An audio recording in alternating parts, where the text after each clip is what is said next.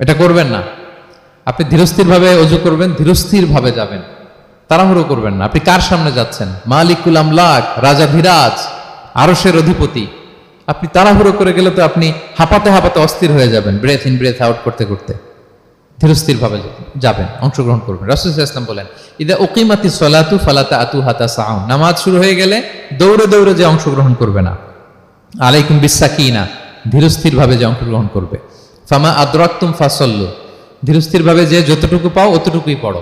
ওমা ফাতাকুম ফাআতিমু, যেটা ছুটে যায় নিজে পরে দাঁড়িয়ে আদায় করে নাও। সুবহানাল্লাহি বিহামদি। কত সহজ করে দিয়েছেন। তাহলে সালাতে তাড়াহুড়ো করা যাবে?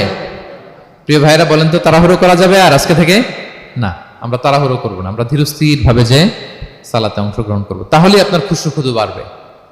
দুইটা টিপস গেল। 3 নাম্বার হচ্ছে জামাতে সালাত আদায় করতে হবে, তাহলে আপনার একাগ্রতা বাড়বে। সলাতুল জামাআতি